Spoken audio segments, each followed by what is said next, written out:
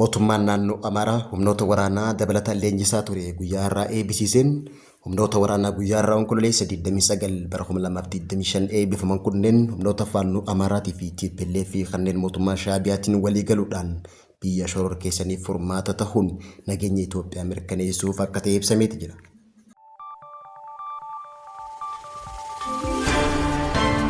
Qaamonni alaa nageenyaa fi birmadummaa Itoophiyaa cabsuu barbaadan ji'oota sadeen dabre kana haleellaa fi aggaammii haleellaa saayibarii 13 ol Itoophiyaa irratti taasisu bulchiinsi nageenyaa odeeffannoo nageenya biyyaalessaa insaan beeksiseeti jira.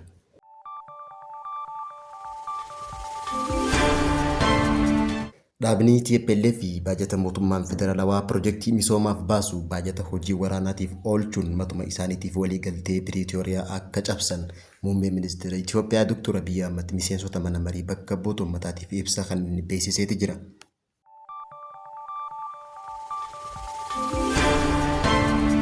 Dhimmi magaalaa Dirree Dhawaatiin wal qabatee haasawa muummee ministeera Itoophiyaa Dr. Abiy Ahmed magaalaan Dirree Dhawaa heera mootummaatiin magaalaa Oromiyaa ta'uu ibseen xiinxalaan siyaasaa obbo Jawaar Mohaammed barruu karaa miidiyaa hawaasaatiin katabeen haasawa muummee ministeera Itoophiyaa kana qeeqeeti jira. Daawwattootaa fi hordoftoota lammii miidiyaa nageenyi keenya akka jirtan maratti sinaa dhaqqabu isiniin jecha kanneen asii olitti dhageessan hanga foota oduu teenya har'aati amma bal'ina oduu isinitti himna. Naannoo Amaaraatti manni barumsaa leenjii Birshaalee humna ittisaa poolisii idilee leenjisaa ture kumaatamaan lakkaa'amu guyyaa irraa eebbisiiseeti jira. Manni barumsaa leenjii waraanaa bu'uuraa Birshaalee ittisa poolisii idilee ji'ootaaf leenjisaa ture marsaa 34ffaaf guyyaa irraa eebbisiiseeti jira. Sirna eebba kanarratti argamuun haasawa kan taasise ajajaan mana barumsaa leenjii Birgideer Jeneraal Mokonnon Magisteedha. Ergama hira mootummaatiin rakkina nagaa naannichaa mudatee furuuf raayyaa ittisaaf kenname keessaa tokko dhaabbilee nageenya naannichaa deeggaruu akka ta'e himuudhaan kanarratti hundaa'uudhaan manni barumsaa leenjii humnoota nageenyaa ji'ootaaf leenjisaa ture eebbisiise. Kanaaf Itoophiyaa goomtuu nageenya amansiisaa akka taatus ilmaan isaaniitiin gaachana ta'uudhaan biyyi isaanii akka eeganiif dhaamsa dabarseeti jira. Eebbifamtoonni kunneen biyya teenya qabeenya uumamaa akka isiin hin fayyadamne baandaa fi kilaboota keessootiin rakkina uumu waan ta'eef leenjii fudhatan irratti hundaa'uudhaan nageenya naannichaa mirkaneessuuf ergama isaanii baachuu akka qabanis dhaameeti jira. Amaanaa isinitti kenname olaanaa ta'uu beekuun biyya keenya qabeenya uumamaa biyyaalessaa qabdutti fayyadamtee jireenya uummata isii fooyyessuu fi nagaa akka argattuuf damee hojii irratti bobbaatanii hunda irratti lubbuu keessa wareeguudhaan naannichaa fi biyya keenya keessatti nagaa mirkaneessuudhaaf qoonni isin gumaachitan guddaa ta'ullee dhaamaniiti jira. Keessattuu yeroo ammaan tanaa qaamonni mootummaa Itoophiyaa karaa qawweetiin kuffisuu yaalan humnoonni waraanaa faannoo fi TPLF fi mootummaa Shaabiyaa wajjin hariiroo uumuudhaan Itoophiyaa nagaa dhoowwuuf shoror keessaa jiraachuun ni beekama. Kanaafis yeroo ammaan tanaa eebbifamtoonni poolisii ittisa barnoota poolisii idileetiin leenjii fudhachuun eebbifaman kunneen shira baandotaa fi baatota fashaleessuuf furmaata akka ta'es eebbifamtoota irratti dhaamameeti jira.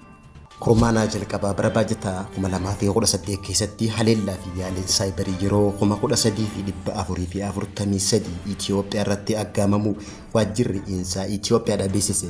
Akka Itoophiyaatti bara baajataa 2016 keessa waliigalaan haleellaan aggaammiin haleellaa saayibarii 8,854 kan taasifame hoggaa ta'u bara 2017 immoo haleellaan kun gara 13,496 ol guddachuu gabaasanii turuus bulchiinsi nageenyaaf odeeffannoo biyyaalessaa Itoophiyaa kun yaadachiiseeti jira.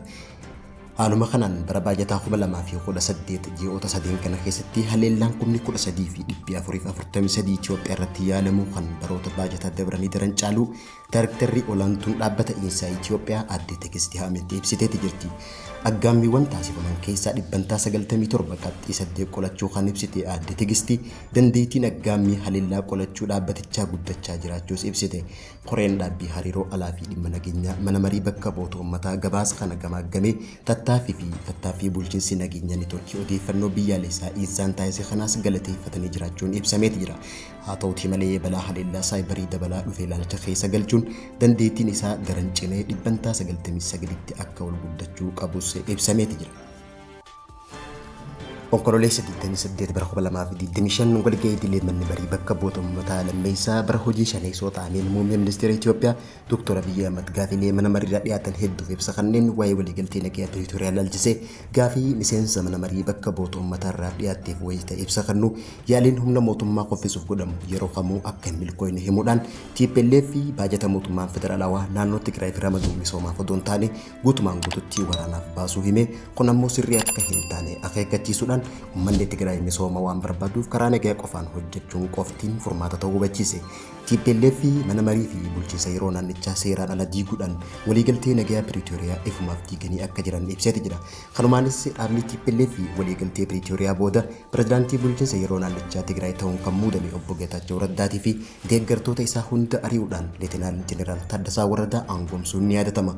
Kanumaanis yeroo ammaan tana akka waliigaltee nagaa Piriitooriyaatti paartiin TPLF boordii filannoo irraa haqameeti jira. Kana malees akka heera mootummaa federaalaattis gareen hidhannoo hiikkachiisu tajaajila mootummaa deebisu lammiilee qe'ee isaaniitirraa buqqaan deebisu akkasumas qajeelfama heera mootummaa hariiroo biyya alaa gaggeessu aangoo mootummaa federaalaa qofa akka ta'e ibsuudhaan TPLF heera mootummaa federaalaa cabsuun Dr. Abiyyi Ahmad himeeti jira. Yeroo ammaan tana dhaabni wayyaanii TPLF hojiiwwan adeemsa nagaa laaffisan kanneen akka dabarsa meeshaa waraanaatii fi hariiroo alaa hayyama hin qabne irratti bobbahuun itti fufanii jiraachuus muummee ministeera Itoophiyaa ibseeti jira.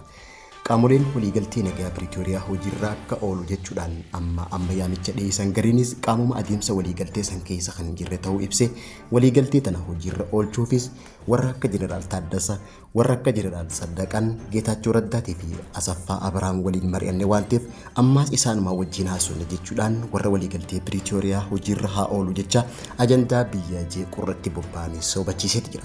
Muummee ministeera Itoophiyaa yeroo ibsa kana kennu yeroo ammaan tana hooggantoota finxaalee TPLF kanneen waraana Shaabiyaa wajjin waliigaltee uumuudhaan Itoophiyaa dirree jeequmsaa taasisuuf halkaniif guyyaa hojjetan durataa dhaabichaa Debrasiyoon Gabra Mikaa'elii fi hoogganaa naannichaa Jeneraal Taaddasaa Waradaa qeeqeeti jira. Hooggantoonni TPLF kunneen yeroo waliigaltee Piriitooriyaatti qaamolee hidhannoo akka hiikkatan ajajaman isaan immoo meeshaa dhoksuu fi dabarsa meeshaa waraanaa seelaan alaa raawwachaa akka turanis ibseeti jira. Kana malees Dr. Abiyyi waa'ee sadarkaa seera wayyaanee hoggaa ibsu gareen kun irra deebiidhaan boordii filannoo biyyaalessaa Itoophiyaatti galmaa'uudhaan seera qabeessummaa isaa deeffachuu akka danda'u hubachiiseeti jira. Wayyaaneen ulaagaa guddaan boordii filannoo kabajuu, heera mootummaa kabajuu, hora gaggeessuun paartii seera qabeessa ta'uu akka qabanis akeekkachiiseeti jira. Kanaan duras boordiin filannoo caamsaa 2017 keessa yaa'ii waliigalaa gaggeessuu dabalatee tarkaanfiiwwan sirreeffama boordichaa sadarkaa isaa akka guutamu ajajeen ji'a 6 keessatti hojiirra oolchuu dhabuu isaaniitiin barbaachisa sadarkaa dhaabichaa boordii keessaa haqee turuunis yaadachiiseeti. Formaata magaalaa Dirree Dhawaa oduu sirreessuu barbaade waggaa 5 dura sirreessuun ni danda'ama. Sirreeffamni magaalaa Dirree Dhawaa akka hin dhufne kan fedhu muummee ministeeraa Dr. Abiyyi Ahmad mataa isaatti jechuudhaan kan qeeqe obbo Jawaar Mohaammed barruu armaan gadiitiin katabeeti jira. Bara qabsoo qeerroo wal waraansa Oromoo fi Somaalee shira mootummaa wayyaaneetiin gaggeeffameen namoonni kumaatamaan ajjeefamanii miiliyoonni buqqaan bara jijjiiramni dhufe san hawaasni lamaan jidduutti araarri bu'ee waggoota 6 osoo rasaasaniin dhukkaafamin lubbuun namaa hin dabrin nagaan jiraatan. Bara kana garuu wal waraansi tasaa eegale namoonni hedduun ajjeefamanii lammiileen 288 caalaan qeerraa buqqaafaman. Wanti kun shira Abiyyi akka ta'e gaafuma dubbiin tun dhuma bara 2024 jalqabduun himaa ture jechuudhaan obbo Jawaar katabe. Abiyyi haasawa kaleessa paarlaamaa irratti taasiseen shira kana duuba akka jiru ifaan ifatti ibsaa ture jechuudhaan Dirree Dhawaan akka heera mootummaatti qaama Oromiyaa akka turte eere. Dubbiin tun dhugaa ta'uu namoota beeka. Garuu Abiyyi maaliif amma kaasuu barbaade? Dhimma Dirree Dhawaa tana furuu yoo barbaade ammaaf hangammaa eege. Akkuman kitaaba keessatti barreesse bara jijjiiramaa san uummanni gara lachuu dhimma Dirree Dhawaa Moyaalee fi Ataakaroo daangaa mara furuuf fedhii guddaa qaba ture. Dhugaa dubbachuuf hooggansi naannoo Somaalee qophii turan. Kan dhimmichi akka hin furamne danqaate mariin dhimma saniitu akka hin taasifamne kan uggure Abiyyi ture.